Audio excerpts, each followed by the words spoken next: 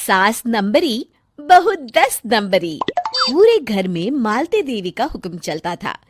अपनी बड़ी बहू को वो टीवी के रिमोट की तरह कंट्रोल करती थी। चलो, देर हो रही है। 12 बजे से पहले लड़की वालों के यहाँ पहुंचना है। हाँ हाँ, चलती हूँ। मैं तो भगवान से बस ये दुआ कर रही हूँ कि जिस तरह मेरी बड़ी बहू मेरी मुट्ठी में है, उसी तरह मेरी छोटी बहू भी मेरे इशारे पे नाचे। अरे भगवान, भला इस घर में किसकी हिम्मत है जो तुम्हारे खिलाफ जाने की हिमाकत करे। इस तरह मालती देवी अपने छोटे बेटे की भी शादी कर देती हैं। मालती की छोटी बहू फैशन डिजाइनर का कोर्स करके आई थी। उसका सपना था कि शादी के बाद वो अपना खुद का बुटीक खोले। एक दिन, क्या बात है छोटी, तू तो एक से बढ़कर एक डिजाइन बना लेती है। इसमें कौन सी बड़ी बात है दीदी? आप चाहे तो मैं आपको भी सिखा सकती हूँ। हाँ, फिर हम दोनों मिलकर एक बुटीक खोल लेंगे। लेकिन दीदी, उसके लिए तो बहुत पैसे लगेंगे। हाँ तो क्या हुआ, पैसे माँ जी से ले लेंगे। हाँ हाँ, मेरे पास तो पैसों का पेड़ है ना, तोड़ के तुम दोनों को दे दूंगी। मेरी एक बात अच्छी तरह समझ लो, मैं तुम दोनों को एक ढेला भी नहीं देने वाली। बड़ी आई बुटीक खोलने वाली। ये आप क्या कह रही हैं माँ जी? आप हमारी मदद नहीं करेंगी तो कौन करेगा? अरे अगर बुटीक खोलने का इतना ही शौक है तो अपने माँ बाप से पैसे क्यों नहीं मांग लेती? मेरे पैसों पर क्यों आंख गड़ाए बैठी हो तुम दोनों? इस तरह अपने इरादे स्पष्ट करके मालती देवी वहां से चली जाती है। अरे ये क्या दीदी, माँ जी तो साफ मुकर गई। अब हम क्या करेंगे? तू चिंता मत कर, बुटीक तो खुल के ही रहेगा। कहते हैं कि घी जब सीधी उंगली से नहीं निकलता तो उसे उंगली टेढ़ी करके निकालना चाहिए। माँ जी अपने आप को समझती क्या है? पूरी सोसाइटी जानती है कि माँ जी ने अपनी सास को घर से निकालकर उनकी दौलत पर कब्जा कर लिया है।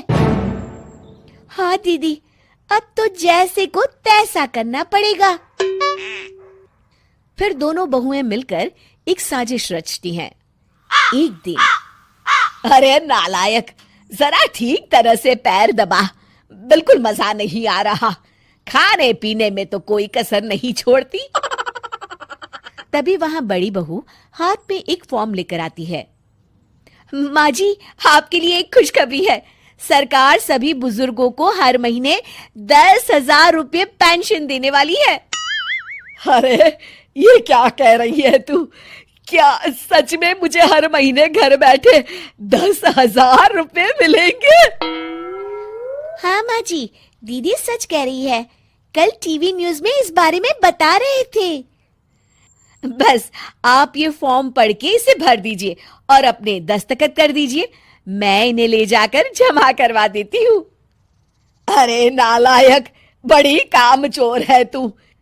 इस बुढ़ापे में कहाँ तुम मुझसे फार्म भरवा रही है? खुद ही भर ले, मैं दस्तखत कर देती हूँ। ठीक है माँ जी।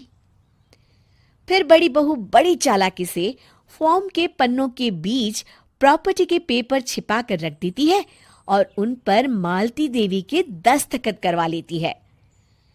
कुछ दिनों के बाद मालती देवी अपने पति के साथ 2 दिनों के लिए अपने एक रिश्तेदार के यहाँ जाती है। दूसरी तरफ दोनों बहुएं पूरे घर पर अपना कब्जा कर लेती हैं। मालती देवी जब अपने रिश्तेदार के यहाँ से लौटती हैं, तब अपने कमरे में ताला लगा देख आग बबूला हो जाती है। अरे नालायको, मेरे कमरे में इतना बड़ा ताला किसने लगाया है? माँ जी, ये कमरा तो मैंने अपने बेटे रोहन को दे दिया है और आज से आप बाहर कोने में जो छोटा कमरा बना है ना, वहां रहेंगी। अच्छा, मैं उस सड़ेले कमरे में रहूंगी है? तेरी ये कहने की हिम्मत भी कैसे हुई? और मेरी इजाजत के बिना मेरा कमरा देने वाली तू होती कौन है? लगता है तू भूल गई, इस घर की मालकिन मैं हूं। तभी वहां छोटी बहू आती है। अरे माँ जी, आप इस घर की मालकिन नहीं है। अब इस घर की नई मालकिन हम दोनों बहुएं हैं। ये देखिए, इन प्रॉपर्टी के पेपर पर आप ही के दस्तखत है। अरे भाग्यवान, ये तुमने क्या कर दिया? दस्तखत करने से पहले एक बार ठीक से पढ़ तो लेती। अरे लेकिन मेरी बहुएं मेरे साथ ऐसा कैसे कर सकती है? अरे तो इसमें कौन सी अचरज की बात है? तुमने भी तो अपनी सास को घर से बाहर निकाल दिया था। टूटा फूटा ही सही, शुक्र करो कि इन दोनों ने कम से कम हमें रहने के लिए कमरा तो दिया। तुमने तो अपनी सास को वो भी नहीं दिया था। आज समझ में आया, जैसी करनी वैसी भरनी। चलो, अपना सामान उठाओ और चलते हैं।